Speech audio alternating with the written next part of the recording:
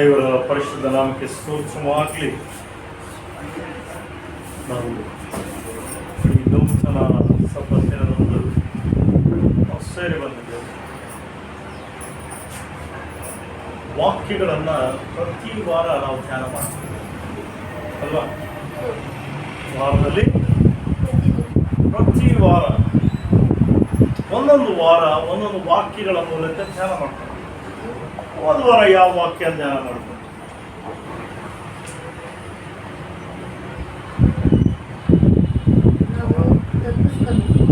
ನಾವು ತಗ್ಗಿಸ್ಕೋಬೇಕು ಅಲ್ವಾ?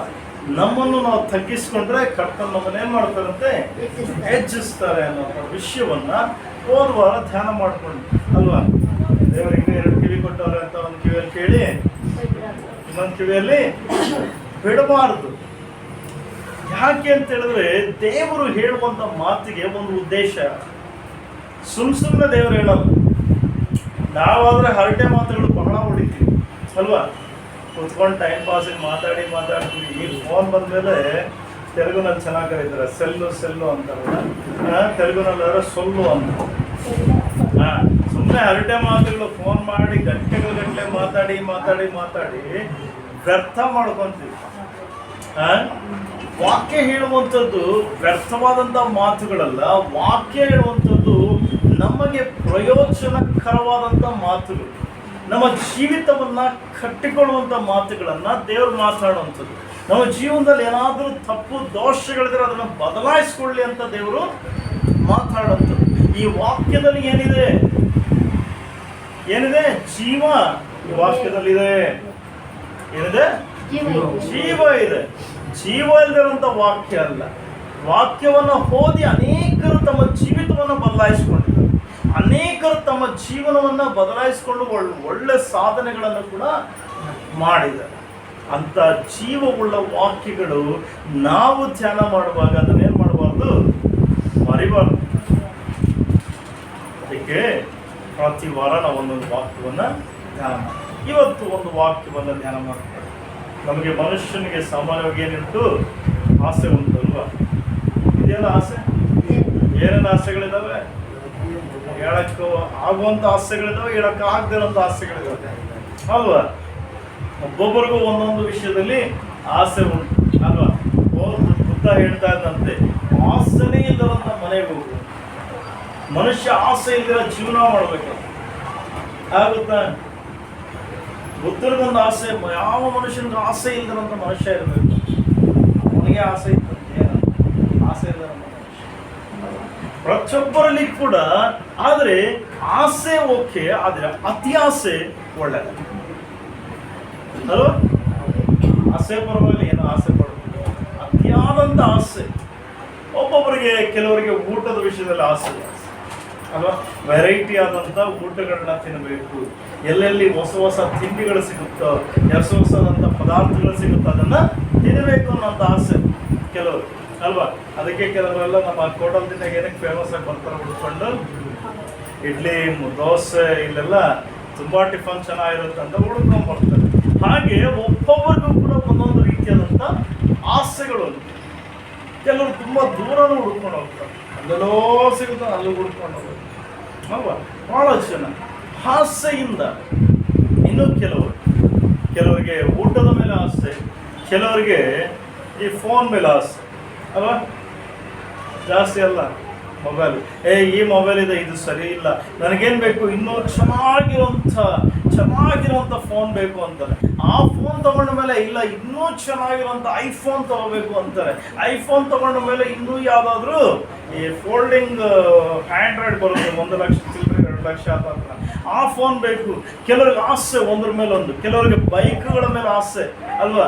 ಒಂದು ಗಾಡಿ ತಗೊಂಡಿರ್ತಾರೆ, ಆ ಗಾಡಿ ಸ್ವಲ್ಪ ದಿನ ಓಡಿಸಿದ್ರೆ ಇದು ಬೇಡ, ಇನ್ನೊಂದು ತಗೊಳ್ಳೋಣ, ಅದನ್ನು ಮಾರಾಕೋದು, ಇನ್ನೊಂದು ತಗೊಂಡ ಮೇಲೆ ಒಂದು ಸ್ವಲ್ಪ ದಿನಕ್ಕೆ ಇನ್ನೂ ಹೊಸ ಮಾಡಲ್ ಯಾವುದಾದ್ರು ಬಂತು ಅಂದರೆ ಅದನ್ನು ತಗೋಬೇಕು, ಇದನ್ನು ಮಾರಾಕ್ಬೇಕು. ಕೆಲವರಿಗೆ ಬೈಕ್ಗಳ ಮೇಲೆ, ಕೆಲವರಿಗೆ ಕಾರುಗಳ ಮೇಲೆ, ಕೆಲವರಿಗೆ ವಾಚ್. ನನಗೆ ಗೊತ್ತಿರೋ ಒಬ್ಬ ಸಹೋದರ ಇದ್ದ, ಅವನ ಎಷ್ಟು ವಾಚ್ಗಳು ಅಂತ ಹೇಳಿದ್ರೆ ಒಂದೊಂದು ಬಟ್ಟೆಗೂ ಒಂದೊಂದು ವಾಚ್. ಯಾವ್ದು ಹಾಕೊಂಡ್ರೆ ಅದಕ್ಕೆ ತಗ್ಗಟ್ಟದಂತ ವಾಚ್. ಕೆಲವರು ವಾಚ್ಗಳ ಮೇಲೆ, ಕೆಲವರು ಕನ್ನಡಕ ಹಾಕೊಳ್ಳೋದು, ಸ್ಪೆಕ್ಸ್ ಹಾಕೊಳ್ಳೋದು, ಅದರಲ್ಲಿ ಕೂಡ ಟೆಸ್ಟಿಂಗ್ ಸ್ಪೆಕ್ಸ್ ಅಲ್ಲಿ ಕೂಡ ವೆರೈಟೀಸ್, ಅದರಲ್ಲಿ ಕೂಡ ಬೇರೆ ಬೇರೆ ಬೇರೆ ಬೇರೆ ಆಸೆ. ಹೆಂಗೆ ಅಂತ ಹೇಳಿದ್ರೆ ಮನುಷ್ಯನಿಗೆ ಅದು ಕೊನೆನೇ ಇಲ್ಲದೆ ವಾಕ್ಯ ಹೇಳುತ್ತೆ, ಅತಿಯಾದಂಥ ಆಸೆ ನಮಗೆ ಒಳ್ಳೆಯದು. ನಮಗೆ ಅವಶ್ಯಕತೆ ಇರೋಂಥ ಆಸೆ ಓಕೆ, ಅದರ ಮೇಲೆ ಬರುವಂಥದ್ದು ಒಳ್ಳೆಯದು. ನೋಡ್ರಿ, ಅನೇಕರಿಗೆ ದ್ರವ್ಯಾಶೆ ಅಂದರೆ ಹಣದ ಆಸೆ ಅಲ್ವಾ? ಯಾರಿಗೆ ಬೇಡ ಹಣ? ಎಲ್ರಿಗೂ ಬೇಕಲ್ವಾ? ಇವತ್ತೆಲ್ರಿಗೂ ಬೇಕು. ಎಷ್ಟು ಬೇಕಪ್ಪ ನಿನ್ನ ಜೀವನ ನಡೆಸೋದಕ್ಕೆ ಅಂದರೆ ಎಷ್ಟು ಹೇಳ್ತಾರೆ? ಸದ್ಯಕ್ಕೆ ಫಸ್ಟ್ ಹೇಳ್ತಾರೆ 1 ಕೋಟಿ ಬ್ರದರ್ ಅಂತಾರೆ. ಕೋಟಿ ಬಂದ್ಮೇಲೆ ಆಮೇಲೆ ಅಲ್ವಾ ಬೆಳೀತಾನೆ ಇರುತ್ತೆ ಹೊರತು ಕಡಿಮೆ. ಅದಕ್ಕೆ ವಾಕ್ಯ ಒಂದು ಮಾತು ಹೇಳುತ್ತೆ, ಬಹಳ ಚೆನ್ನಾಗಿದೆ. ಇಬ್ರಿಯರಿಗೆ ಬರೆದಂತ ಪತ್ರಿಕೆ 13ನೇ ಅಧ್ಯಾಯ 5ನೇ ವಚನ ಓದೋಣ. ಇಬ್ರಿಯರಿಗೆ ಬರೆದ ಪತ್ರಿಕೆ 13ನೇ ಅಧ್ಯಾಯ 5ನೇ ವಚನ.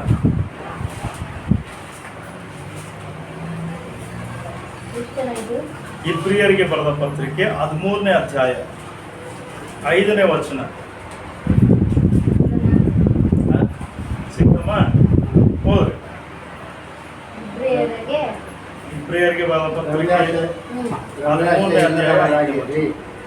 ಗೆಲುವುಗಳಲ್ಲಿ ತೃಪ್ತರಾಗಿರಿ. ನಾನು ನಿನ್ನನ್ನು ಎಂದಿಗೂ ಕೈ ಬಿಡುವುದಿಲ್ಲ, ಎಂದಿಗೂ ತೊರೆಯುವುದಿಲ್ಲವೆಂದು ದೇವರು ತಾನೇ ಹೇಳಿದ್ದಾನೆ. ಏನಂತೆ? ದ್ರವ್ಯಾಶೆ ಇಲ್ಲದವರಾಗಿರ್ರಿ, ನಿಮ್ಮ ಗಿರುವುಗಳಲ್ಲಿ ಏನಾಗಿರ್ಬೇಕಂತೆ? ತೃಪ್ತರಾಗಿರ್ರಿ. ಏನಂತೆ? ದ್ರವ್ಯಾಶೆ ಇಲ್ಲದಿರ ಜೀವನ ಮಾಡ್ರಿ, ನಿಮಗಿರೋದ್ರಲ್ಲಿ ತೃಪ್ತರಾಗಿರ್ರಿ. ನಾನು ನಿಮ್ಮನ್ನೇನ್ ಮಾಡಲ್ಲ, ಎಂದಿಗೂ ಕೈ ಬಿಡಲ್ಲ. ದೇವ್ರು ಹೇಳ್ತಾ ಇದ್ದಾರೆ, ನಿಮ್ಗೆ ಏನಿದೆಯೋ ಅದರಲ್ಲಿ ನೀವೇನಾಗಿರ್ರಿ, ತೃಪ್ತಿಯಾಗಿರ್ರಿ. ದ್ರವ್ಯಾಶೆ ಬೇಡ, ಹಣದ ಆಸೆ ಬೇಡ. ದ್ರವ್ಯಾಶೆ ಅಂದ್ರೆ ಹಣದ ಆಸೆ ಬೇಡ. ಹಣದ ಆಸೆಯಿಂದ ನೀವೇನ್ ಮಾಡ್ಬೇಡ್ರಿ, ತುಂಬಿಕೊಳ್ಳೋದಕ್ಕೆ ಹೋಗ್ಬೇಡ್ರಿ. ನಿಮ್ಗೆ ಏನಿದೆ ಅದರಲ್ಲಿ ತೃಪ್ತರಾಗಿರ್ರಿ. ಅರೆ, ನನ್ನ ಹಣದ ಆಸೆ ಇಲ್ಲ ಅಂತ ಹೇಳಿದ್ರೆ ನನ್ನ ಮುಂದೆ ಹಿಂಗೆ ಅಲ್ವಾ?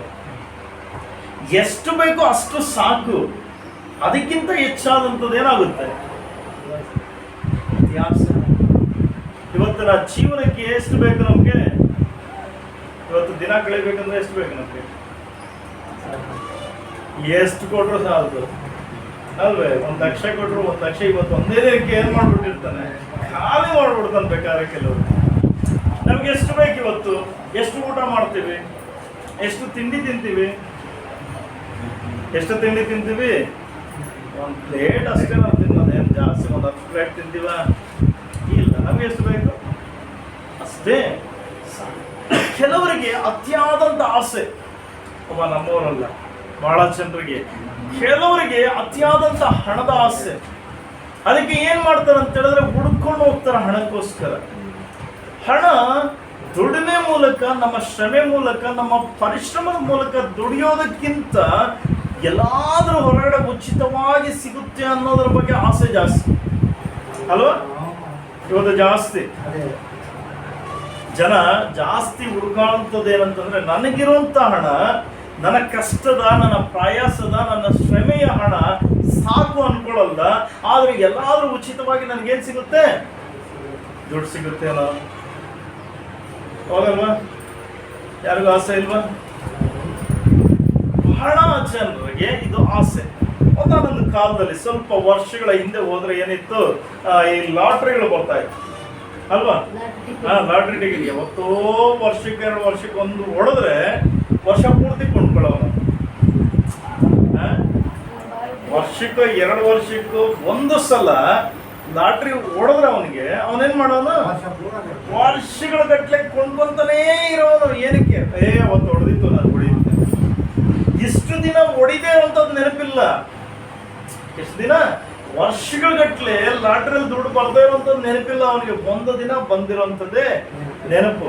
ಆದ್ರೆ ನಾನು ಕೇಳುವಂಥದ್ದು, ಒಂದು ದಿನ ಬಂದಂತ ಹಣ 100 ರೂಪಾಯಿ ಆದ್ರೆ ಕಳ್ಕೊಂಡಂತ ಹಣ ಎಷ್ಟು? 1000 ರೂಪಾಯಿ. ಕಳ್ಕೊಂಡಿದ್ದೆಷ್ಟು? 1,000 ರೂಪಾಯಿ ಬಂದಿದೆ. ಎಷ್ಟು? 100 ರೂಪಾಯಿ ಖುಷಿ ಆಗೋಯ್ತು, ಬಂತಲ್ಲ. ನಾಳೆ ದಿನ ನನಗೆ 1,00,000 ರೂಪಾಯಿ ಬರುತ್ತೆ. ಎಷ್ಟು ಬರುತ್ತೆ? 1,00,000 ಬರುತ್ತೆ ಅನ್ನೋದಕ್ಕೋಸ್ಕರ ಏನಾಗೋರು ಮತ್ತೆ ದಿನ 10, 20, 10, 20, 10 ರೂಪಾಯಿ 10 ರೂಪಾಯಿ ಜೋಬಲ್ಲಿ ಇದ್ರೆ ಫಸ್ಟ್ ಕಾಫಿ ಕುಡಿಬೇಕಾದ್ರೂ ಕುಡಿತಾ ಇರ್ಲಿಲ್ಲ. ಮನೇಲಿ ಏನಾದ್ರು ಟೀ ಪುಡಿ ತಂದು ಕೊಡ್ಬೇಕಾದ್ರೂ ತಂದು ಕೊಡ್ತಾ ಇರ್ಲಿಲ್ಲ. ಜೋಬಲ್ಲಿ ದುಡ್ಡಿಲ್ಲ ಅಂತ ಹೇಳೋನ್ ಬೇಕಾದ್ರೆ ಸುಳ್ಳು ಹೇಳಿ ಮತ್ತೆ ಓಡೋಗಿ ಎಲ್ಲಿಗೆ ಹೋಗೋನು? ಅದೇ ಲಾಟ್ರಿನ ತಗೊಂಡು ಜಾಬ್ ಇಟ್ಕೊಳ್ಳೋನು. ಮೊನ್ನೆ ದಿನ ಪೇಪರ್ ಹುಡ್ಕೊಂಡು ನಾನು ಲಾಟ್ರಿ ಹೊಡಿತೀನಿ, ಫೋಟೋ ಇರ್ತಾನೆ. ಆಮೇಲೆ ನೆಕ್ಸ್ಟ್ ಇನ್ನೊಂದು ಬಂತು ಅಲ್ವಾ, ಅದೇ ಥರದ್ದು ಇನ್ನೊಂದು ಬಂತು. ಡೈಲಿ ಅವತ್ತೇ ಗಂಟೆಗಳಲ್ಲ ಏನೋ ಬಂತು ಮೇ ಬಿ. ಅದು ಅಷ್ಟೇ, ತುಂಬ ಜನ ಏನಾದರೂ ಹೋಗೋದು, ದುಡ್ಡು ಹಾಕೋದು. ನಂಬರ್, ಈ ನಂಬರ್ಗೆ ಹಾಕಿದ್ರೆ ಬರುತ್ತೇನೋ, ನಂಬರ್ಗೆ ಹಾಕಿದ್ರೆ ಬರುತ್ತೇನೋ ಅಂತ ಹಾಕಿ ಹಾಕಿ ಹಾಕಿ ವಯಸ್ಸು ಬಂತು. ಜಾಬಲ್ಲಿ ಇರೋದೆಲ್ಲ ಕಳ್ಕೊಳ್ಳೋದು, ಬಂದಿದ್ದು 100-200 ಜಾಬ್ ಇಟ್ಕೊಳ್ಳೋದು. ಅದನ್ನೇನು ಇಟ್ಕೊಂಡವ್ರ ಅಂದ್ರೆ ಇಟ್ಕೊಳ್ಳೋಲ್ಲ, ಮತ್ತೆ ಅದಕ್ಕೆ ತಗೊಂತಾರೆ, ಮತ್ತೆ ಅದನ್ನ ಇನ್ವೆಸ್ಟ್ ಮಾಡೋದು. ಉಚಿತವಾಗಿ ಯಾವ ಹಣನೂ ಕೂಡ ನಮ್ಮ ಕೈಯಲ್ಲಿ ಉಳಿಯಲ್ಲ.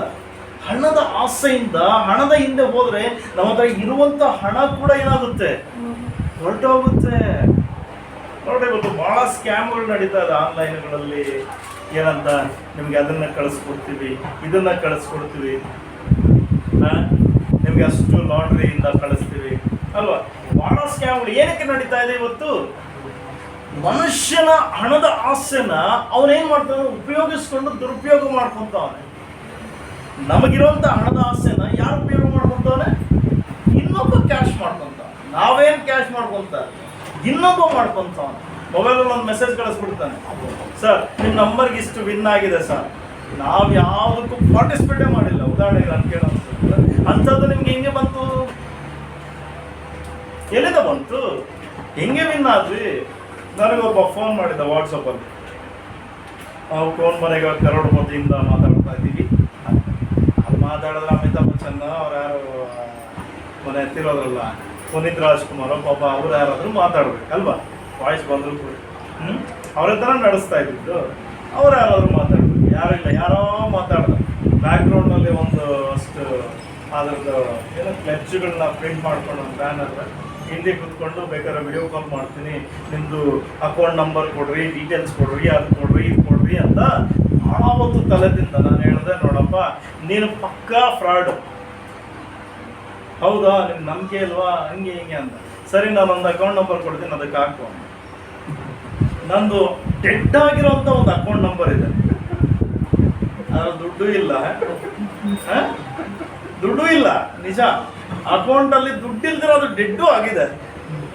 ಇವಾಗ ಒಂದು ದುಡ್ಡು ಹಾಕಿದ್ರೆ ಏನಾಗುತ್ತೆ, ಬ್ಯಾಂಕ್ ಒಂದು ನನಗೆ ಫೋನ್ ಮಾಡ್ತಾರೆ, ಸರ್ ನಿಮ್ಮ ಅಕೌಂಟಿಗೆ ದುಡ್ಡು ಬಂದೈತೆ, ಈ ಥರ ಬಂದೈತೆ, ಬನ್ನಿ ಸರ್, ನಮ್ಮದು ಟ್ರಾನ್ಸಾಕ್ಷನ್ ಫೀಸ್ ಏನಿದೆಯೋ ಆ್ಯನ್ಯಲ್ ಫೀಸ್ಗಳು ಎಲ್ಲ ಕಟ್ ಮಾಡಿಬಿಟ್ಟು ನಿಮ್ಮ ಅಕೌಂಟ್ ಆಕ್ಟಿವ್ ಮಾಡಿಬಿಡ್ತಾನೆ, ನನಗೆ ATM ಬರುತ್ತೆ, ದುಡ್ಡು ಬರುತ್ತೆ, ಹಾಕು.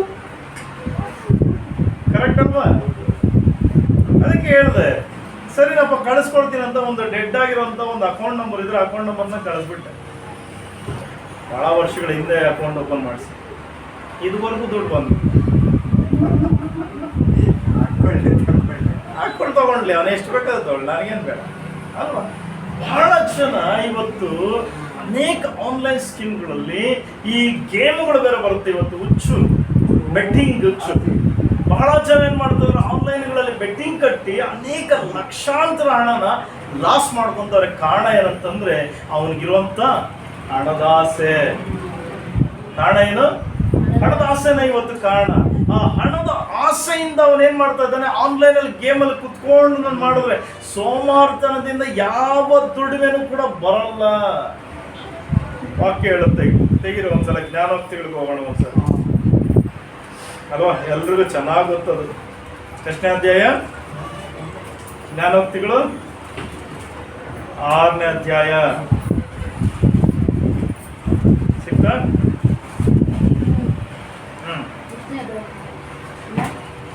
11ನೇ ವಚನ ಅಮ್ಮ. ಫಸ್ಟ್ ಒಂದ್ ಸ್ವಲ್ಪ 6ನೇ ವಚನದಿಂದ ನಾವು ಓದಿದ್ರೆ ಬಹಳ ಚೆನ್ನಾಗಿದೆ. ಸ್ವಲ್ಪ ನಾನು ಹೇಳುವಂಥದ್ದು 11ನೇ ವಚನ ಮಾತ್ರ ಓದಿ. ಬಡತನವು ಹಾ ದಾರಿಗಳನ್ನ ಹಾ ಹಾಗೂ ಕೊರತೆಯು ಬಂದಿವರಂತೆಯೂ ಹಾ ನಿನ್ನ ಮೇಲೆ ಬೀಳುವುದು. ನೋಡ್ರಿ ಯಾಕೆ ಬೀಳುತ್ತೆ? ಬಡತನ ದಾರಿಗಳನ್ನ ಹಾಗೆ ಹಾಗೂ ಕೊರತೆ ಬಂಜುಗಳನ್ನಂತೆ ನಿನ್ನ ಮೇಲೆ ಬೀಳುತ್ತೆ. ಯಾಕೆ? ಮೇಲ್ಗಡೆ 6ನೇ ವಚನದಿಂದ ನೋಡಿದ್ರೆ ಸೋಮಾರಿ ಏನ್ ಮಾಡ್ತಾವನಂತೆ, ಅವನೇನ್ ಮಾಡ್ತಲ್ಲ, ಇರುವೆ ಹತ್ರ ಬುದ್ಧಿ ಕಲ್ತ್ಕೋ. ಯಾಕೆ? ನೀನು ಸೋಮಾರಿ ಆಗಿದ್ರೆ ಇರುವೆ ಹತ್ರ ಏನ್ ಮಾಡ್ಬೇಕು? ಬುದ್ಧಿ ಕಲ್ತ್ಕೋಬೇಕು. ಯಾಕೆ? ಅದು ಇರುವೆ ಯಾವತ್ತೂ ಕೂಡ ಸೋಮಾರಿತನ ಬೀಳಲ್ಲ. ಅದೇನ್ ಮಾಡುತ್ತೆ, ತನ್ನ ಸುಗ್ಗಿ ಕಾಲ ಬರೋದಕ್ಕಿಂತ ಮುಂಚೆ ತನ್ನ ಆಹಾರನೆಲ್ಲ ಶೇಖರಣೆ ಮಾಡುತ್ತೆ. ಮಳೆಗಾಲ ಬಂದಾಗ ಪ್ರವಾಹದಲ್ಲಿ ನಾನು ಹೊಡ್ಕೊಂಡು ಹೋಗ್ಬಾರ್ದು ಅಂತ ಭದ್ರವಾಗಿ ಶೇಖರಣೆ ಮಾಡಿ ಉತ್ತದಲ್ಲಿ ಇಟ್ಕೊಂಡಿರುತ್ತೆ. ಅದು ಯಾವತ್ತಿಗೂ ಕೂಡ ಐಕ್ಯವಾಗಿರುತ್ತೆ. ಅದಕ್ಕೇನ್ ಬರ್ತಾ ಇಲ್ಲ, ಕೊರತೆಗಳು ಬರ್ತಾ ಇಲ್ಲ, ಬಡತನ ಅದಕ್ಕೆ ಇಲ್ಲ.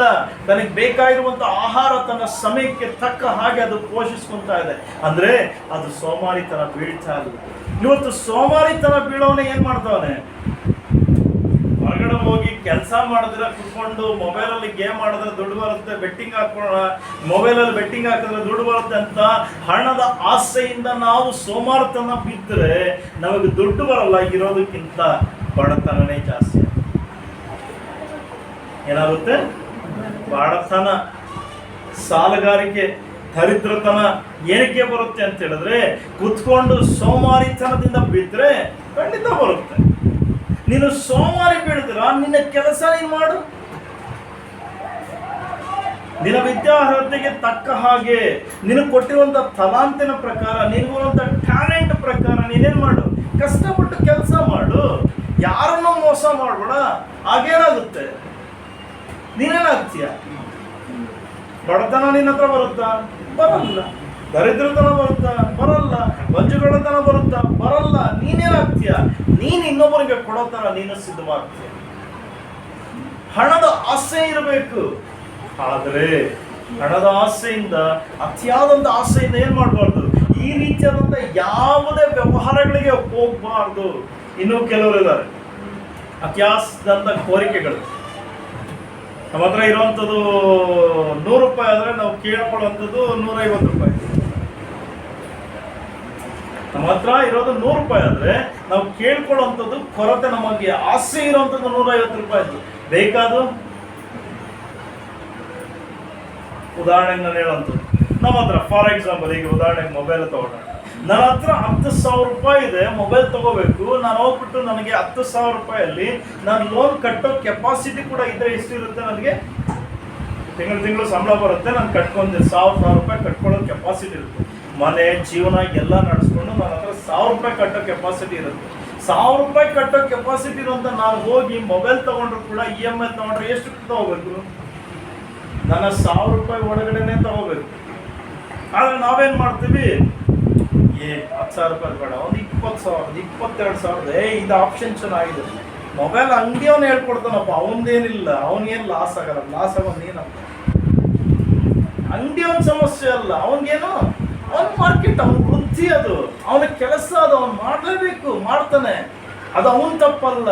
ಆದ್ರೆ ನಿನ್ನ ಆಸೆ, ನಿನ್ನ ಆಲೋಚನೆ ಇದೆಯಲ್ಲ, ಅದು ನಿನ್ನ ತಪ್ಪು. ಯಾವ್ದು ತಪ್ಪು? ಕೊನೆಗೆ ಅವನು ಕಟ್ಟಕ್ಕಾಗ್ದಿರ ಅವನು ಬೈದ ಅಂತ ಹೇಳ್ಬಿಟ್ಟು ಅವನ ಮೇಲೆ ರಿವರ್ಸ್ ಜಗಳ ಮಾಡಿ ಎಲ್ಲ ಮಾಡೋದು ಏಕೆ ಬೇಕು? ಕಟ್ಟಕ್ಕಾಗಿಲ್ಲ ಅಂತ ಹೇಳ್ಬಿಟ್ಟು ಏನ್ ಮಾಡ್ತಾರೆ, ಕೊನೆಗೆ ಅವನ ಮೇಲೆ ಜಗಳ ಮಾಡ್ತಾರೆ. ಯಾರ ಮೇಲೆ? ವಸ್ತು ತಗೊಂಬಂದಿದ್ದು ನಿನ್ ತಪ್ಪಲ್ಲ, ಅವನೇನೆ ಹೇಳ್ತಾನೆ. ನಿನ್ನ ಬುದ್ಧಿ ಎಲ್ಲ ಹೋಗಿತ್ತು. ಇವತ್ತು ಅತಿಯಾದಂತ ಆಸೆಗಳಿಂದಲೂ ಕೂಡ ಏನಾಗ್ತಾ ಇದೆ, ನಾವು ಬಡತನಕ್ಕೆ ಅಥವಾ ದರಿದ್ರತನಕ್ಕೆ ಹೋಗ್ತಾ ಇದ್ದೀವಿ. ಹಣದ ಆಸೆ ಮಾತ್ರನಲ್ಲ, ವಸ್ತುಗಳ ಮೇಲೆ ಇರುವಂತ ಆಸೆ. ಸಾಮಾನ್ಯವಾಗಿ ಹಿಂದಿನ ಕಾಲದಲ್ಲಿ ಒಂದು ಮಾತು ಹೇಳೋರು, ಹಾಸಿಗೆ ಇದ್ದಷ್ಟು ಕಾಲ್ ಚಾಚು ಅಂತ ಅಲ್ವಾ? ಮಾತು ಇವತ್ತು ಯಾರಾದ್ರೂ ಕೇಳ್ತಾರೆ? ಕನಿಷ್ಠ ಇವಾಗ ನಾನು ಹೇಳ್ಬೇಕು, ಅದನ್ನ ಸ್ವಲ್ಪ ಚೇಂಜ್ ಮಾಡಿ ಏನ್ ಮಾಡ್ಬೇಕು, ಎಷ್ಟು ಸಾಮರ್ಥ್ಯ ಇದೆ ಅಷ್ಟು ಮಾತ್ರ EMI ತಗೋ. ಎಷ್ಟು ಸಾಲ ಮಾಡಬಾರ್ದು, ಆಕ್ಚುಲಿ ಸಾಲನೇ ಮಾಡಬಾರ್ದು. ವಾಕ್ಯ ಹೇಳುತ್ತೆ, ನೀನು ಸಾಲ ಕೊಡುವೆ ಹೊರ್ತು ಸಾಲ ತಗೊಳ್ಳಲ್ಲ. ಹಾಗಾದ್ರೆ ನಾವ್ಯಾಕೆ ಸಾಲ ಮಾಡ್ತಾ ಇದ್ದೀವಿ? ಅತಿಯಾದಂತ ಆಸೆ. ವಾಕ್ಯ ಹೇಳುತ್ತೆ, ಈ ಹಣದ ಆಸೆಯಿಂದ ಅನೇಕರು ಪ್ರಾಣವನ್ನು ಕೂಡ ಕಳೆದುಬಿಟ್ಟರು ಅಂತ ದೇವರ ವಾಕ್ಯ ಹೇಳುತ್ತೆ. ಅಪೊಸ್ತಲ ಕೃತ್ಯಗಳು 5ನೇ ಅಧ್ಯಾಯಕ್ಕೆ ಬಂದ್ರೆ ಒಂದ್ಸರಿ ಬೇಗ ಮುಗಿಸ್ಬಿಡ್ತಾರೆ.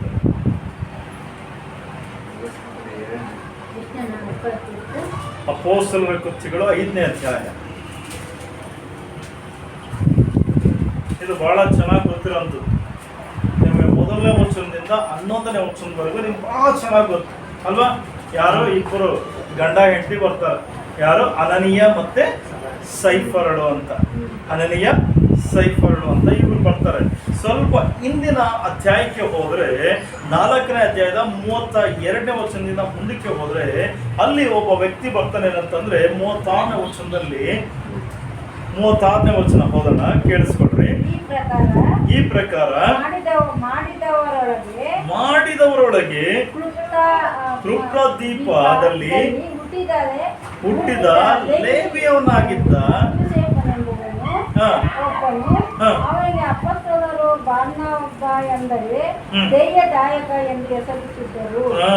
ಅವನು ಭೂಮಿಯನ್ನು ಮಾರಿ ತನಗಿರುವ ಅವನು ಆ ತನಗಿದ್ದ ಭೂಮಿಯನ್ನು ಮಾರಿ ಆ ಬಂದ ಹಣವನ್ನು ಅಪೊಸ್ತಲರ ಪಾದಗಳ ಬಳಿಯಲ್ಲಿ ಇಟ್ಟನು. ಸಾಕಮ್ಮ ನೋಡ್ರಿ, ಇಲ್ಲಿ ಹೇಳೋದಂದ್ರೆ ಕೃಪ್ರದೀಪದಲ್ಲಿರುವಂತ ಹುಟ್ಟಿದಂತ ಲೇವಿಯ ಜನಾಂಗಕ್ಕೆ ಸೇರಿದಂತ ಒಬ್ಬ ವ್ಯಕ್ತಿ, ಆತನ ಹೆಸರೇನು?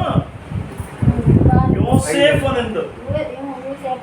ಯೋಸೇಫನೆಂದು ಅಪೊಸ್ತಲರು ಅಂದ್ರೆ ಯೇಸು ಸ್ವಾಮಿ ಶಿಷ್ಯರು ಅವ್ರಿಗೊಂದು ಹೆಸರಿಟ್ಟಿದ್ದಾರೆ ಏನಂತ? ಬಾರ್ನಬ ಅಂತ ಹೆಸರಿಟ್ಟಿದ್ದಾರೆ. ಯಾಕೆ? ಅವನು ಬಹಳ ಧೈರ್ಯ ಅಂತ. ಇವನು ತನ್ನ ಆಸ್ತಿಯನ್ನೆಲ್ಲ ಮಾರಿ ಏನ್ ಮಾಡದಂತೆ? ಹಣವನ್ನು ತಂದೇನ್ ಮಾಡ್ದ? ಅಪೊಸ್ತಲರ ಪಾದಗಳ ಕೆಳಗಿಟ್ರಂತೆ. ತನ್ನ ಆಸ್ತಿನೆಲ್ಲ ಮಾರಿ ಇಟ್ರಂತೆ. ನಿಮ್ಗೆ ಆಲ್ರೆಡಿ 5ನೇ ಅಧ್ಯಾಯದ 1ನೇ ವಚನದಿಂದ ನಿಮ್ಗೆ ಚೆನ್ನಾಗುತ್ತೆ. ಅನನೀಯ ಸೈಫರಳು ಇವರು ಯಾಕೆ ತಮ್ಮ ಆಸ್ತಿನ ಮಾಡಿದ್ರು ಅಂತ ಹೇಳಿದ್ರೆ, ಅರೆ ಯಾರು ಮಾಡಿದ್ರು? ಬಾರ್ನಬ ಅಥವಾ ಯೋಸೇಫನು ಇವನೇನ್ ಮಾಡ್ದ? ತನ್ನ ಆಸ್ತಿನ ಮಾಡಿ ಕೊಟ್ಟಾಗ ಹೆಸರು ಯಾರಿಗೆ ಬಂತು? ಬಾರ್ನಬನ್ಗೆ ದೊಡ್ಡ ಹೆಸರು ಬಂತು. ಎಲ್ಲರೂ ಕೂಡ ಹೊಗಳೋದಕ್ಕೆ ಸ್ಟಾರ್ಟ್ ಮಾಡೋರು.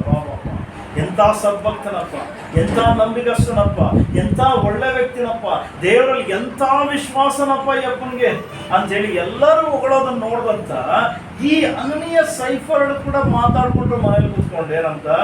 ಅರೆ ನಾವು ಕೂಡ ಏನ್ ಮಾಡೋಣ? ಆಸ್ತಿನೆಲ್ಲ ಮಾರಾಕ್ಬಿಟ್ಟು ಏನ್ ಮಾಡೋಣ? ನಾವು ಕೂಡ ಕೊಡೋಣ. ಕೊಟ್ರೆ ನಮಗೂ ಕೂಡ ಏನ್ ಬರುತ್ತೆ? ಹೆಸರು ಬರುತ್ತೆ. ಇವ್ರಿಗೇನು ಆಸೆ? ಹೆಸರು ಬರುವಂತ ಆಸೆ. ಹೆಸರಿಗೋಸ್ಕರ ಇವ್ರು ಏನ್ ಮಾಡಿದ್ರಂತೆ? ಇವರು ತಮ್ಮ ಆಸ್ತಿಯನ್ನೆಲ್ಲ ಮಾರಿದ್ರಂತೆ. ಮಾರಿದ ಮೇಲೆ ಬಾರ್ನಬ ಏನ್ ಮಾಡ್ದ? ಆಸ್ತಿಯನ್ನೆಲ್ಲ ಮಾಡಿ ಎಲ್ಲಾ ಹಣ ತಗೊಂಬಂದು ಯಾರ ಹತ್ರ ಕೊಟ್ರು? ಅಪೊಸ್ತಲರ ಪಾದದ ಹತ್ರ ಇಟ್ರು. ಆದ್ರೆ ಇವರು ಏನ್ ಮಾಡಿದ್ರಂತೆ? ಆಸ್ತಿನೆಲ್ಲ ಮಾರಿ ಒಂದಷ್ಟು ಬಚ್ಚಿಟ್ಕೊಂಡ್ರು. ಏನ್ ಮಾಡಿದ್ರು? ಬಚ್ಚಿಟ್ಕೊಂಡಿದ್ದು ಸಮಸ್ಯೆ ಅಲ್ಲ, ಇದು ತಿಟ್ಕೊಂಡಿದ್ದ ಸಮಸ್ಯೆ ಅಲ್ಲ. ಇವರು ಬಚ್ಚಿಟ್ಕೊಂಡು ಏನ್ ಮಾಡಿದ್ರು? ಮಿಕ್ಕಿರೋಂತ ಹಣ ತಾವು ಪಾದದ ಹತ್ರ ಇಟ್ಟು ಹೇಳುವಾಗ ಒಂದು ಮಾತು ಹೇಳಿದ್ರು, ಆಸ್ತಿನೆಲ್ಲ ಮಾರಿ ತಂದು ಕೊಡ್ತಾ ಇದ್ರು. ಇವ್ರು ಹೇಳುವಾಗ ಏನ್ ಹೇಳ್ಬೇಕಿತ್ತು? ನಮ್ಮ ಆಸ್ತಿನೆಲ್ಲ ಮಾರಿ ಸ್ವಲ್ಪ ನಾವು ಇಟ್ಕೊಂಡಿದೀವಿ, ನಮಗೂ ಜೀವನಕ್ಕೆ ಬೇಕು, ಅದಕ್ಕೋಸ್ಕರ ಇಟ್ಕೊಂಡಿದೀವಿ, ದೇವರೇ ನಿನಗೋಸ್ಕರ ತಂದು ಕೊಡ್ತಾ ಇದೀವಿ ಅಂತ ಹೇಳಿದ್ರೆ ಸಮಸ್ಯೆ ಇಲ್ಲ. ಅಲ್ಲಿ ಇವ್ರೇನ್ ಮಾಡಿದ್ರು? ತಮ್ಮ ಹಣದ ಆಸೆಯಿಂದ ಎಲ್ಲ ತೆಗೆದಿಟ್ಕೊಂಡು ಸ್ವಲ್ಪ ತಗೊಬಂದು ಏನ್ ಮಾಡೋರಂತೆ? ದೇವ್ರು ಕೊಟ್ಟು ಏನ್ ಹೇಳಿದ್ರಂತೆ? ಎಲ್ಲಾ ಕೊಟ್ಟು. ಉದಾಹರಣೆಗೆ ಯಾರಾದ್ರೂ ನಮ್ಮಲ್ಲಿ ಯಾರಾದ್ರೂ ಕೊಡ್ಬೇಕು ಅಂತ ಆಸೆ ಮಾಡ್ತಾರೆ. ಉದಾಹರಣೆ ಕೆಲವ್ರಿಗಿರುತ್ತೆ, ಬಟ್ ಏನ್ ಮಾಡೋಣ? ಕೊಡ್ಬೇಕು ಅಂತ ಇಲ್ಲ ಸರ್, ನಾನು ಕೊಟ್ಟೆ ಬರ್ತೀನಿ. ಉದಾಹರಣೆಗೆ ನನಗೆ ಹಳೆ ಸುಮಾರು ವರ್ಷಗಳ ಹಿಂದೆ ನನ್ಗೊಬ್ಬ ಸ್ನೇಹಿತ ಹೇಳ್ತಾ ಇದ್ದ, ಇಲ್ಲ ಅಯ್ಯ ನಿನಗೆ ಇಂತ ಕೊಟ್ಬಿಡ್ತೀನಿ ಅಂತ. ಏನ ಅಲ್ಲಿ ಕೊಡ್ತೀನಿ, ಇದು ಕೊಡ್ತೀನಿ, ಭಾಳ ಹೇಳೋರು ನಾವು ಭಾಳ ಸ್ಟೋರಿಗಳು ಕೇಳಿ ಕೊನೆಗೆ ಏನಾಯ್ತು? ಎಲ್ಲಾ ಬಚ್ಚಿಟ್ಕೊಂಡು ಏನು ಕೊಡೋಕ್ಕಾಗಲಿಲ್ಲ, ಏನೋ ಕೊಡ್ಲೂ ಇಲ್ಲ. ಆ ಥರ ಬಹಳ ಜನ. ಇಲ್ಲಿ ಏನಾಯ್ತು ಅಂತ ಹೇಳಿದ್ರೆ ಇವರಿಬ್ರು ಎಲ್ಲವನ್ನ ಮಾರಿ ಅವ್ರ ಅದರಲ್ಲಿ ಅರ್ಧ. ಉದಾಹರಣೆಗೆ ನಿಮ್ಮಲ್ಲಿ ಯಾರಿಗಾದ್ರು 1 ಎಕರೆ ಜಮೀನಿದೆ, 1 ಎಕರೆ ನಿಮಗೆ ದೇವರು ಪ್ರೇರಣೆ ಕೊಟ್ಟರು ಏನಂತ, ದೇವ್ರೆ ನಾನೇನ್ ಮಾಡ್ತೀನಿ, ನನ್ನ ಆಸ್ತಿನ ಮಾರಿ ದೇವ್ರೆ ನಿನ್ನ ಸೇವೆಗೋಸ್ಕರ, ನಿನ್ನ ಆಲಯಕ್ಕೋಸ್ಕರನೋ ಇಲ್ಲ ಜಾಗಕ್ಕೋಸ್ಕರನೋ ತಗೊಳ್ಳೋಣ ಅಂತೇಳಿ ಮಾರ್ತೀನಿ ಅಂತ. ಏನ್ ಬಂತು? ಮೊದಲನೇದು ಒಳ್ಳೇದು, ಸರಿ. ಎರಡನೇದು ಬಂದ ಮೇಲೆ ಎಷ್ಟಕ್ಕೋಯ್ತು? ವ್ಯಾಪಾರ ಮಾಡಿದ್ಮೇಲೆ ಒಂದು 50 ಲಕ್ಷ ಹೋಯ್ತು ಅನ್ಕೊಂಡ್ರು. ಈಗಿನ ಕಾಲದಲ್ಲಿ ಎಲ್ಲ ಈ ಕಡೆ ಎಲ್ಲ ಅದೇ ಓಡ್ತಾ ಇದೆ. ಒಂದು 50 ಲಕ್ಷಕ್ಕೆ ಹೋಯ್ತು 1 ಎಕರೆ. ಚರ್ಚ್ ಕಟ್ಟಿದ್ರೆ ಎಷ್ಟರಲ್ಲಿ ಕಟ್ತಾರೆ? ಚರ್ಚ್ ಕಟ್ಟಿದ್ರೆ 1/4 ಎಕರೆನಲ್ಲಿ ಕಟ್ತಾರೆ. 1 ಎಕರೆ ದುಡ್ಡು ತಗೊಂಡಾಗ ನಾನು ಏನಕ್ಕೆ ಕೊಡೋದು ಅಂತೇಳಿ 1/4 ಎಕರೆ ಎಷ್ಟು ಬೀಳುತ್ತೆ? 1 ಎಕರೆ ಒಂದು 50 ಲಕ್ಷ ಅಂತ ಹೇಳಿದ್ರೆ ಒಂದು 15 ಲಕ್ಷ, ಒಂದು 1/4 ಎಕರೆ ಸಾಕು ಬಿಡು ಅಂತೇಳಿ 15 ಲಕ್ಷ ತಂದು ಕೊಟ್ಟುಬಿಟ್ಟು ಫಾಸ್ಟ್ 15 ಲಕ್ಷ ಬಂತು, ಮಾರಿದ್ವಿ ಜಮೀನು. ತಗೊಳ್ರಿ, ನೀವೇನ್ ಮಾಡ್ರಿ, ಚರ್ಚ್ ಕಟ್ರಿ, ಜಾಗ ತಗೊಳ್ರಿ ಅಂತ ಹೇಳಿದ್ರೆ ಅವಾಗ ನನಗೆ ಮೋಸ ಮಾಡ್ಬೋದು ಅಲ್ವಾ? ಇಲ್ಲಿ ನಡೆದಂಥದ್ದು ಅದೇ. ಏನಂತ, ಪೇತ್ರನ ಪಾದಗಳ ಹತ್ರ ಇಟ್ಟಾಗ, ನೀವು 3ನೇ ವಚನದಲ್ಲಿ, ಆಗ ಪೇತ್ರನ ಪಾದಗಳಿಗೆ ಇಟ್ಟಾಗ ಪೇತ್ರನ ಹೇಳಿದಂದ್ರೆ, ಸೈತಾನನು ನಿಮ್ಮನ್ನೇನ್ ಮಾಡೋನೆ, ನಿನ್ನ ಹೃದಯದಲ್ಲಿ ತುಂಬಿಕೊಂಡೈತೆ. ಯಾಕೆ? ದೇವರಿಗೆ ಮೋಸ ಮಾಡೋದಕ್ಕೆ ಆಗೋದೇ ಇಲ್ಲ. ಯಾರಿಗೆ ಮೋಸ ಮಾಡ್ಬೋದು ನಾವು? ಮನುಷ್ಯರಿಗೆ ಮೋಸ ಮಾಡ್ಬೋದು, ಪಾಸ್ಟ್ರಿಗೂ ಮೋಸ ಮಾಡ್ಬೋದು. ಯಾರಿಗೆ? ನನಗೇನು ಮೋಸ ಮಾಡ್ಬೋದು, ಪಾಸ್ಟ್ಗಳಿಗೂ ಮೋಸ ಮಾಡ್ಬೋದು. ಆದ್ರೆ ದೇವರಿಗೆ ಮೋಸ ಮಾಡಕ್ಕೆ ಆಗಲ್ಲ. ಬಹಳ ವೇಳೆ ಹೇಳುವಂತ ವಿಷಯ ಅಂತಂದ್ರೆ, ನಾನೇನ್ ಮಾಡ್ತೀನಿ, ಎಲ್ಲಾ ತಗೊಂಡ್ ಕೊಡ್ತಾ ಇದ್ದೀನಿ. ತಗೊಂಡ್ ಕೊಡ್ತಾ ಇದೀಯಾ? ಇಲ್ಲ. ಏನ್ ಮಾಡ್ತಾ ಇದೀಯ? ಸ್ವಲ್ಪ ಭಾಗವನ್ನ ತೆಗೆದಿಟ್ಟಿದ್ದೀಯ. ನೀನು ಯಥಾರ್ಥವಾಗಿ ಹೇಳಿದಾಗ ದೇವರ ಹತ್ರ ಶಿಕ್ಷೆಗೆ ಸಿಕ್ಕಾಕೊಡಲ್ಲ. ಅರ್ಥ ಮಾಡ್ಕೊಳ್ಳಿ. ಬಹಳ ವೇಳೆ ಮಿಸ್ಟೇಕ್ ಆಗುವಂಥದ್ದು ಇದನ್ನೇ, ಅದಕ್ಕೆ ನಾನು ಎಕ್ಸ್ಪ್ಲೇನ್ ಮಾಡ್ತಾ ಇದ್ದೀನಿ. ಬಹಳ ವೇಳೆ ಮಿಸ್ಟೇಕ್ ಆಗುವಂಥದ್ದು ಯಥಾರ್ಥವಾಗಿ ದೇವರೇ, ಇಲ್ಲ ದೇವರೇ ನಾನೆಷ್ಟು ಬಂದಿದ್ರಲ್ಲಿ ಸ್ವಲ್ಪವನ್ನ ಕೊಡ್ತಾ ಇದ್ದೀನಿ, ಇಷ್ಟೇ ಕೊಡ್ತಾ ಇದ್ದೀನಿ ಅಂದ್ರೆ ತೊಂದರೆ ಇಲ್ಲ, ಎಲ್ಲಾ ಕೊಡ್ತಾ ಇದ್ದೀನಿ ಅಂತ ಮುಚ್ಚಿಟ್ಕೊಂಡ್ರೆ ಸಮಸ್ಯೆ ದೇವರ. ಅದಕ್ಕೆ ಇವ್ರು ಹೇಳೋದ್ರಂತ ಏನಂತ, ಎಲ್ಲಾ ಕೊಟ್ಬಿಟ್ಟಿದ್ದೀನಿ ಅಂತ ಅನನೀಯ ಬಂದು ಹೇಳದಂತೆ, ಹೇಳಿದ ನಂತರ ದೇವರು ಹೇಳಿದ್ರಂತೆ, ದೇವರ ಆತ್ಮನಿಗೆ ನೀನೇನ್ ಮಾಡಕ್ಕಾಗಲ್ಲ, ಮೋಸ ಮಾಡಕ್ಕೆ ಆಗಲ್ಲ ಅಂತ ಹೇಳಿ, ಆ ನಂತರ ಏನಾದ, ಅವನು ಏನಾದ ಸತ್ಯ ಏನಾದ ಸತ್ಯ. ಯವನಸ್ಥ ಹುಡುಗರು, ಚರ್ಚ್ಗಳಲ್ಲಿ ಯವನಸ್ಥ ಹುಡುಗರು ಇರ್ತಾರಲ್ಲ, ಅವ್ರು ತಗೊಂಡೋಗಿ ಅವನ್ನ ಸಮಾಧಿ ಮಾಡಿ. ಆಮೇಲೆ ಎಷ್ಟು ಅನ್ಯನ ದಂಪತಿಗಳು ಗೊತ್ತಾಳ, ಕೇಳಿಸ್ಕೊಂಡ್ರೆ ಚೆನ್ನಾಗಿದೆ. ಸೈಫರಳು ಬಂದಂತೆ. ಯಾರು? ಅನನೀಯನ ಹೆಂಡತಿ ಬಂದಂತೆ. ಹೆಂಡತಿ ಬಂದು, ಇನ್ನು ಶವ ಅಲ್ಲೇ ಇದೆ, ಶವ ತೆಗೆದಿಲ್ಲ, ಇನ್ನು ಅಲ್ಲೇ ಇದೆ. ಬರ್ತಾ ಇದ್ದಾರೆ, ಬಂದು ಒಳಗಡೆ ಗಂಡನ ವಿಚಾರಿಸ್ಕೊಂಡು ಬಂದ್ರೆ, ಹೇಳಮ್ಮ ಅಂತಂದ್ರೆ ಆಕೆ ಹೇಳದಂತೆ, ನಾನು ಗಂಡ ತಂದ್ಕೊಟ್ನ ಹೋದಂತೆ. ಸ್ವಾಮಿ, ನಾವು ನಮ್ಮ ಆಸ್ತಿನೆಲ್ಲ ಮಾರಿ ಏನ್ ಮಾಡಿದ್ವಂತೆ, ಕೊಟ್ಟಿದ್ದೀವಿ ಸ್ವಾಮಿ ಅಂತ ಹೇಳದಂತೆ. ಏಕೆ ಆದ್ರೂ ಇಲ್ಲ ಸ್ವಾಮಿ, ಸ್ವಲ್ಪ ಎತ್ತಿಟ್ಕೊಂಡಿದ್ದೀವಿ ಅಂತ ಹೇಳಿಲ್ಲ. ಆಕೆನೂ ಹೇಳದಂತೆ. ಮನೆಗೇನಾಯ್ತು, ಆಕೆನೂ ಮನುಷ್ಯರಿಗೆ ಮೋಸ ಮಾಡ್ಬೋದು, ದೇವರಿಗೆ ಮೋಸ ಮಾಡೋದಕ್ಕೆ ಆಗೋದೇ ಇಲ್ಲ. ಬಹಳ ವೇಳೆ ಬಹಳ ಸ್ಥಳಗಳಲ್ಲಿ ನಡೆಯುವಂಥ ಘಟನೆ ಏನಂದ್ರೆ, ದೇವರ ಹತ್ರ ಬಂದು ನಾವು ಅನೇಕ ವೇಳೆ ಸುಳ್ಳನ್ನು ಹೇಳಿದ್ರೆ ದೇವರು ಹೆಚ್ಚಲ್ಲ, ಅದರ ಬದಲಾಗಿ ದೇವರಿಂದ ಏನ್ ಬರುತ್ತೆ, ಎಚ್ಚರವಾಗಿ. ಅದಕ್ಕೆ ಹಣದ ಆಸೆಯಿಂದ ಏನ್ ಮಾಡ್ಬೇಡ್ರಿ, ಮರಳಾಗೋದಕ್ಕೆ ಹೋಗ್ಬೇಡ್ರಿ. ಹಣದ ಆಸೆಯಿಂದ ಏನ್ ಮಾಡ್ಬೇಡ್ರಿ, ಸೋಮಾರಿತನೂ ಬೆಳೆಸ್ಕೊಳಕ್ ಹೋಗ್ಬಿಡ್ರಿ. ಹಣದ ಆಸೆಯಿಂದ ದೇವರ ಆಲಯಕ್ಕೆ ಬರುವಂತ ಸಮಯ ಬೇರೆ ಕಡೆ ಟೈಮ್ ಪಾಸ್ ಮಾಡ್ಬೇಡ್ರಿ. ಹಣ ದೇವ್ರು ಕೊಡ್ತಾರೆ, ದೇವ್ರು ಕೊಟ್ಟಿದ್ರಲ್ಲಿ ತೃಪ್ತರಾಗಿರ್ರಿ. ದೇವ್ರು ಕೊಟ್ಟಿದ್ರಲ್ಲಿ ಏನ್ ಮಾಡ್ರಿ, ಇನ್ನು ಹೆಚ್ಚಾಗಿ ಅದನ್ನ ಬೆಳೆಸುವಂತ ಶಕ್ತಿ ದೇವ್ರಿಗಿದೆ. ಅಬ್ರಹಾಮನು ಹೊರಗಡೆ ಬರ್ಬೇಕಾದ್ರೆ, ಅವನ 75ನೇ ವಯಸ್ಸಲ್ಲಿ ಹೊರಗಡೆ ಬರ್ಬೇಕಾದ್ರೆ ಅವನ ಹತ್ರ ಆಸ್ತಿ ಏನ್ ಜಾಸ್ತಿ ತೋರ್ಕೊಂಡ್ ಬರ್ಲಿಲ್ಲ. ಆದ್ರೆ ಆ ಗರ್ಭ ಶ್ರೀಮಂತನಾಗ ಅವನು ನಿಂತ್ಕೊಳ್ಳೋದಕ್ಕೆ ಕಾರಣ ಏನಂತಂದ್ರೆ, ದೇವರಿಗೋಸ್ಕರ ನಂಬಿಗಸ್ತನಾಗಿ ಬಂದ, ದೇವರಿಗೋಸ್ಕರ ನಿಂತ್ಕೊಂಡ, ದೇವರಿಗೋಸ್ಕರ ಅವತ್ತು ದೇವರನ್ನ ಬಿಡಲಿಲ್ಲ. ಅದಕ್ಕೆ ಅವನೇನಾಯ್ತು, ಆಸ್ತಿ ವೃದ್ಧಿ ಆಯ್ತು. ಆಸ್ತಿ ಏನಾಯ್ತು, ವೃದ್ಧಿ ಆಯ್ತು. ಯೆಶಾಯನ ಪ್ರವಾದನ ಗ್ರಂಥ ಒಂದ್ಸಾರಿ ಓದೋಣ. 54ನೇ ಅಧ್ಯಾಯ.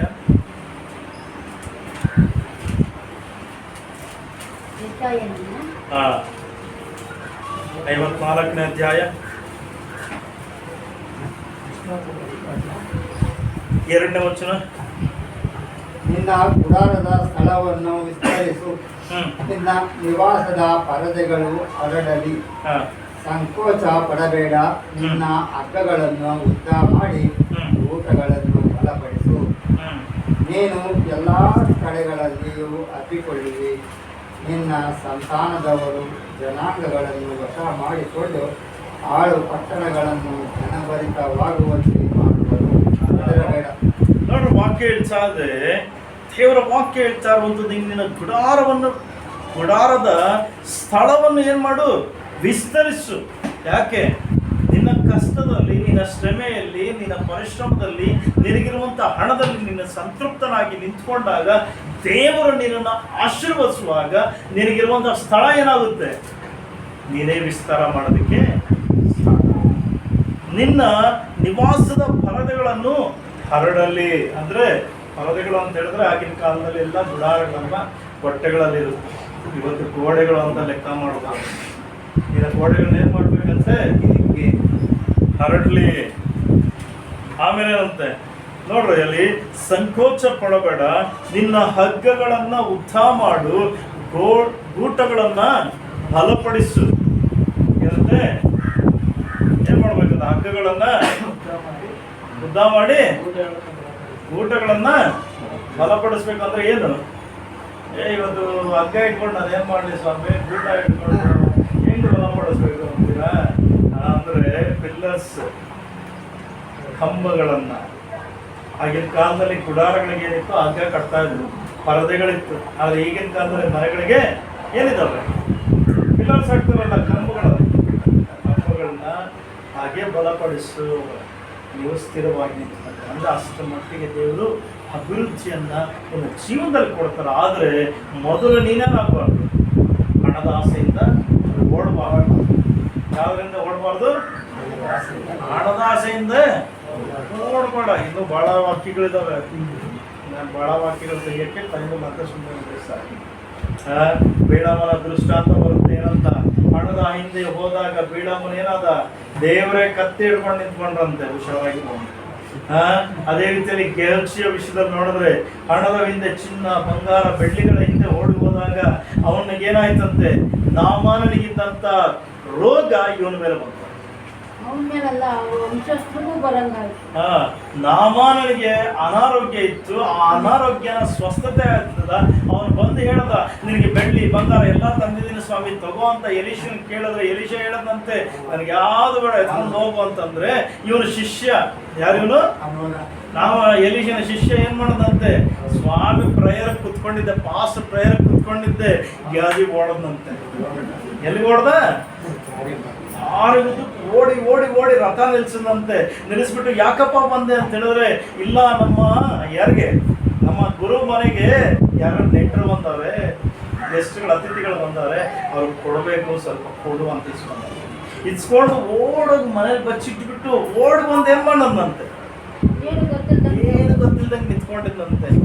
ಎಲೀಶ ಕಣ್ ತೆಗೆದು ಕೇಳದಂತೆ, ಎಲ್ಲಿಗೋಗಿದ್ದೆ? ಇಲ್ಲ ಸ್ವಾಮಿ, ನಾನು ಎಲ್ಲೂ ಹೋಗಿಲ್ಲ, ನನ್ನದೇ ಇದ್ದೆ. ಯಾರು ಹೇಳದ?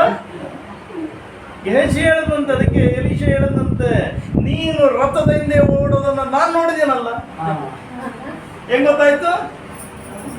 ಇವನು ದೈವ ಸೇವಕ, ಇವನಿಗೆ ಗೊತ್ತಾಗುತ್ತೆ. ದೇವರ ಸೇವಕ, ದೇವರ ಮಕ್ಕಳಿಗೆ ಗೊತ್ತಾಗುತ್ತೆ. ನಾವು ದೇವರಿಗೆ ಮಾತ್ರ ಕಣ್ಮುಚ್ಚೋದಕ್ಕೆ, ಕಣ್ಮರೆ ಮಾಡಿ ದೇವರಿಗೆ ಮಾಡೋದಕ್ಕೆ ಆಗದೆ ಇಲ್ಲ. ಅದಕ್ಕೆ ಹೇಳದಂತೆ, ಅವನ ಹತ್ರ ಹೋಗಿ ಬಂದಿದೆಯಲ್ಲ, ಅವನಿಗಿರೋಂಥ ರೋಗ ಏನ್ ಬಂತು? ಮೂಟೆ ಸಮೇತ ಹೊತ್ಕೊಂಡ್ಬಂದಿದ್ದೇನು? ಏನ್ ಹೊತ್ಕೊಂಬಂದ? ರೋಗ ಹೊತ್ಕೊಂಬಂದ. ಚಿನ್ನ, ಬೆಳ್ಳಿ, ಬಂಗಾರ, ಅಯ್ಯೋ ಎಷ್ಟು ಚೆನ್ನಾಗಿ ಹೊತ್ಕೊಂಬಂದೆ, ನನ್ನ ಜೀವನ ಈಗ ಸೆಟಲ್ಡ್ ಅನ್ಕೊಂಡಿದ್ದ. ಜೀವನ ಏನು ಅಷ್ಟೇ ಸೆಟಲ್ಡ್. ಯಾವ ಕೆಲಸ ಕಾರ್ಯ ಏನ್ ಮಾಡಿಲ್ಲ ಅಂದ್ರೂ ಆರಾಮಾಗಿ ನಾನು ಏನ್ ಮಾಡ್ಬೋದು, ತಿನ್ಕೊಂಡು ಆರಾಮಾಗಿರ್ಬೋದು ಅನ್ಕೊಂಡಿದ್ದಂತೆ. ಆದ್ರೆ ಇವನು ಉಟ್ಕೊಂಬಂದಿದ್ದೇನು ಜೀವನ ಪರ್ಯಂತ ಸೆಟಲ್ ಡೇ ಅಂದ್ರೆ ರೋಗದಲ್ಲಿ ಸೆಟ್ಲ್ ಆಗ್ಬೇಕು. ಅದಕ್ಕೆ ಹೇಳೋದು ಹಣದಿಂದ ಹೊಡಕ್ ಹೋಗ್ಬೇಡ್ರಿ. ಯಾವರಿಂದ ಹೋಡ್ರಿ? ದೇವರಿಂದ ಹೋಡ್ರಿ. ದೇವ್ರಿಗೋಸ್ಕರ ನಿಂತ್ಕೊಳ್ರಿ. ನಿಮ್ಮ ಕಷ್ಟ ನಿಮ್ಮ ಪ್ರಯಾಸ ಪಡ್ರಿ. ದೇವ್ರ ಹತ್ರ ಕೇಳ್ತಿದ್ದೇವ್ರೆ, ನಮ್ಮ ಕಷ್ಟ ಕೊಡ್ತಾರೆ, ನಮಗೆ ಪ್ರತಿಫಲ ಕೊಡ್ತಾರೆ. ದೇವರು ಅದನ್ನು ಉಳಿಸುವಂತ ಮಾರ್ಗನ, ಅದರ ಆಶೀರ್ವಾದ ಮಾರ್ಗವನ್ನ ದೇವರು ತೋರಿಸ್ತಾರೆ. ಹಾಗೆ ನಮ್ಮೆಲ್ಲರನ್ನು ಕೂಡ ನಮ್ಮ ಜೀವನವನ್ನು ಕೂಡ ದೇವರು ಆಶೀರ್ವದಿಸ್ತಾರೆ. ಇದರಿಂದ ಇನ್ನು ಮೇಲೆ ನಾವೇನ್ ಮಾಡೋಣ? ಹಣದಿಂದ ಮಾತ್ರ ಓಡೋಗ್ಬೇಡ. ಮತ್ತೆ ಸುಮ್ಮನೆ ಸಿಗುವಂತ ಹಣದಿಂದ ಅಸಲು ಹೋಗ್ಬೇಡ. ಸುಮ್ಮನೆ ಅದ್ರಲ್ಲಿ ಬರುತ್ತೆ, ಇದ್ರಲ್ಲಿ ಬರುತ್ತೆ, ಅದು ಬಂತ ಇದು ಬಂತು ಅಂದ್ರೆ ಮತ್ತೆ ಅಸಲು ಹೋಗ್ಬೇಡ. ನನಗೆ ಒಂದೇ ಒಂದು ಉದಾಹರಣೆ ಹೇಳ್ತೀನಿ. ಒಬ್ಬ ಕರೆದ, ಫೋನ್ ಮಾಡಿ ಬಾ ಅಂತ ಸುಮಾರು ಸಲ ಕೇಳಿದ್ದ ಅವ್ರ ಸ್ಟೋರಿಯಲ್ಲಿ. ಕರೆದು ಬಾ ಇಲ್ಲಿ ಮನೆಗೆ, ಈ ಥರದವ್ರು ಬಂದವರೆ. ಬೇಡ ಅಂದರೆ ಇಲ್ಲ ಬಾ, ಹೋಗಿ ಕೂತ್ಕೊಂಡಿದ್ದೆ. ಫಸ್ಟ್ ಹೇಳ್ದಂಥ ಮಾತೇನು ಗೊತ್ತಾ? ಟಕ್ಕಂತ ಲಕ್ಷ ಕಾರುಗಳು ಬಂಗ್ಲೆಗಳು ಬರುತ್ತೆ ಅಂತ ಮಾತ್ರ ನೀನು ಹೇಳ್ಬೇಡ, ನಾನು ಕೇಳಲ್ಲ, ನಮ್ಮ ಯಾಕೆ ಅವು ನಮ್ಮಲ್ಲ, ನಮ್ಗೆ ಬರೋದು ಇಲ್ಲ. ಆಯ್ತಾ? ಅದಕ್ಕೆ ಎಚ್ಚರವಾಗಿರ್ರಿ, ಶ್ರಮೆ ಪಡ್ರಿ, ಕಷ್ಟಪಡ್ರಿ. ಮನುಷ್ಯನಿಗೆ ಏನು ಸಲ್ಲಿಸ್ಬೇಕು ಸಲ್ಲಿಸ್ರಿ, ದೇವ್ರಿಗೆ ಏನು ಸಲ್ಲಿಸ್ಬೇಕು ಸಲ್ಲಿಸ್ರಿ. ಅದರಲ್ಲಿ ನೀವು ಚೆನ್ನಾಗಿರ್ರಿ. ಆಗ ದೇವರು ನಿಮ್ಮ ಹಣನ, ನಿಮ್ಮ ಆಸ್ತಿಯನ್ನ, ನಿಮ್ಮ ಪಾಲನ್ನ, ನಿಮ್ಮ ಶಕ್ತಿಯನ್ನ, ನಿಮ್ಮ ಉದ್ಯೋಗವನ್ನ, ಪ್ರತಿಯೊಂದನ್ನ ದೇವರು ವೃದ್ಧಿಪಡಿಸ್ತಾರೆ. ಅದನ್ನು ಬಿಟ್ಟು ಸುಮ್ಮನೆ ಸಿಗುವಂತ ಹಣದಿಂದ ಓಡೋಕ್ಕೆ ಹೋಗ್ತಾರೆ. ಎಚ್ಚರವಾಗಿರ. ಆದರೂ ನಾನು ಹೋಗ್ತೀನಿ ಅಂದ್ರೆ ನನಗೆ ಸಂಬಂಧಪಟ್ಟಿಲ್ಲ, ನಿಮಗೆ ಸಂಬಂಧಪಟ್ಟಿಲ್ಲ, ನನಗೆ ಸಂಬಂಧಪಟ್ಟಿಲ್ಲ, ನಿಮ್ಗೆ ಸಂಬಂಧಪಟ್ಟ. ಎಚ್ಚರಿಕೆ ಮಾತು ಹೇಳಬೇಕಾಗುವಂಥದ್ದು ದೇವರು ನನಗೆ ಕೊಟ್ಟಂಥದ್ದು ಕರ್ತವ್ಯ. ನಾನು ಹೇಳಿದ್ದೀನಿ, ಮಾಡಿದ್ದೀನಿ. ಆದರೆ ಮಿಗಿಲಾದಂಥದ್ದು ಎಚ್ಚರವಾಗಿ ಪ್ರಾರ್ಥನೆ ಮಾಡೋಣ. ದೇವರ ವಾಕ್ಯನ ಆಶೀರ್ವದಿಸಲಿ. ಪ್ರಾರ್ಥನೆ. ಮಹೋನ್ನತನೇ ಸರ್ವೋನ್ನತ ಅಂತ ದೇವರೇ, ಸರ್ವ ಸ್ತುತಿಗಳಿಗೆ ಪಾತ್ರ ಅಂತ ತಂದೆನಿಗೆ ಸ್ವಾಮಿ, ದ್ರವ್ಯಾಶೆ ಉಳ್ಳವರಾಗಿರೋದೇ ಕರ್ತನೆ, ನಿಮಗಿರುವುದರಲ್ಲಿ ತೃಪ್ತರಾಗಿರ್ರಿ ಎಂದು ಇಬ್ರಿಯ ಪತ್ರಿಕೆ ಹೇಳುವ ಪ್ರಕಾರ ನಮ್ಮ ಜೀವನದಲ್ಲಿ ಕರ್ತನೆ, ನಾವು ನಮಗಿರುವಂಥ ವಿಷಯಗಳಲ್ಲಿ ತೃಪ್ತರಾಗಿ ನಿಲ್ಲುವಂಥ ಕೃಪೆಯನ್ನ ನಮಗೆ ಅನುಗ್ರಹಿಸುತ್ತೆ. ಸುಮ್ಮನೆ ಸಿಗುವಂಥ ಹಣಕ್ಕಾಗಿ ಓಡಾಡದೇ ಇದ್ರೆ ಸ್ವಾಮಿ, ಹಣದ ಆಸೆಯು ಕರ್ತನೆ ಸಕಲ ವಿಧವಾದಂಥ ಕೆಟ್ಟತನಕ್ಕೆ ಮೂಲ ಎಂದು ವಾಕ್ಯ ಹೇಳುವ ಹಾಗೆ ಕರ್ತನೆ, ಆ ಕೆಟ್ಟತನಕ್ಕೆ ಹೋಗದೆ, ದುಷ್ಟತನಕ್ಕೆ ಹೋಗದೆ ದೇವರೇ, ಸದ್ಭಕ್ತಿ ಉಳ್ಳಂತ ಮನುಷ್ಯರಾಗಿ ದೇವರೇ ನಿಮ್ಮನ್ನೇ ಹಿಂಬಾಲಿಸುತ್ತಾ, ಹೌದು ಕರ್ತನೆ, ಬಡತನವಾಗಲಿ ಸಿರಿತನವಾಗಲಿ ಪ್ರತಿಯೊಂದರಲ್ಲೂ ನಿಮ್ಮನ್ನೇ ಸ್ಮರಿಸುತ್ತಾ, ನ್ಯಾಯಯುತವಾದ ಜೀವಿತವನ್ನು ಜೀವಿಸುತ್ತಾ, ನಿಮಗೋಸ್ಕರ ನಿಲ್ಲುವಂತೆ ನಿಮ್ಮ ಸಾಕ್ಷಿಯನ್ನು ಉಳಿಸಿಕೊಳ್ಳುವಂಥ ಕೃಪೆಗೆ ನಮ್ಮೆಲ್ಲರನ್ನು ನೀವು ಅನುಗ್ರಹಿಸಿರಿ. ನಿಮ್ಮ ಕೃಪೆ, ನಿಮ್ಮ ಫಲದಲ್ಲಿ ನಮ್ಮೆಲ್ಲರನ್ನು, ನಮ್ಮೆಲ್ಲರ ಜೀವಿತಗಳನ್ನು ಆಶ್ವಾಸ ನಡೆಸಿಕೊಂಡು ನಮ್ಮ ಸಭೆಯನ್ನು ಕರ್ತನೆ, ಸಭೆ ಎಲ್ಲ ಜನರನ್ನ, ಎಲ್ಲರ ಕುಟುಂಬಗಳನ್ನು ಆಶ್ವಾಸಿಸಿದ್ದಾರೆ. ಸಭಿಕರೆಲ್ಲರನ್ನ ಅವರ ಕುಟುಂಬಗಳಲ್ಲಿ ಶಾಂತಿ, ಸಮಾಧಾನ, ನೆಮ್ಮದಿ, ಪ್ರೀತಿಯ ಅನ್ಯೋನ್ಯತೆಗಳು, ಹೌದು ಕರ್ತನೆ, ಆತ್ಮವಿಶ್ವಾಸವು ಕರ್ತನೆ, ಆತ್ಮಿಕ ಬೆಳವಣಿಗೆಯು, ಆರ್ಥಿಕವಾದಂಥ ಸಮೃದ್ಧಿಯು, ಶಾರೀರಿಕವಾದಂಥ ಆರೋಗ್ಯಗಳು ಕರ್ತನೆ ಪ್ರತಿಯೊಬ್ಬರ ಜೀವಿತದಲ್ಲಿ ತುಂಬಲ್ಪಡಲಿ. ಎಡಕ್ಕಾಗಲಿ ಬಲಕ್ಕಾಗಲಿ ತಿರುಗದ ಹಾಗೆ ನಿಮ್ಮನ್ನೇ ದೃಷ್ಟಿಸಿ ಮುಂದೆ ಸಾಗುವಂಥ ಕೃಪೆಯನ್ನು ನಾವೆಲ್ಲರಿಗೂ ಅನುಗ್ರಹಿಸಿ ಬಲಗೊಳಿಸಿ ನಮ್ಮ ರಕ್ಷಕನಾದಂಥ ಯೇಸುವಿನಲ್ಲಿ ಪ್ರಾರ್ಥಿಸಿ ಬೇಡಿ ಬಂದಿದ್ದೇವೆ ತಂದೆ. ನಾವು ದೇವರ ಆಶೀರ್ವಾದವನ್ನು ಹೊಂದಿಕೊಳ್ಳೋಣ. ನಮ್ಮ ಕರ್ತನಾದಂಥ ಯೇಸು ಕ್ರಿಸ್ತನ ಕೃಪೆಯು, ತಂದೆ ದೇವರ ಪ್ರೀತಿಯು, ಪರಿಶುದ್ಧಾತ್ಮನ ನಡೆಸುವಿಕೆಯು ಈಗಲೇ ಯಾವಾಗಲೂ ಕೇಳಿಸಲ್ಪಟ್ಟಂಥ ವಾಕ್ಯದ ಪ್ರಕಾರ ದ್ರವ್ಯಾಶೆ ಇಲ್ಲದೆ ಜೀವಿಸುವಂಥ ಪವಿತ್ರಾತ್ಮನ ಶಕ್ತಿಯು ನಮಗೂ ನಮ್ಮ ಕುಟುಂಬಗಳಿಗೂ ಈ ವಾಕ್ಯವನ್ನು ಕೇಳುತ್ತಿರುವಂಥ ಪ್ರತಿಯೊಬ್ಬರ ಸಂಗಡ ನಿತ್ಯ ಕಾಲಕ್ಕೂ ನೆಲೆಯಾಗಿರಲಿ.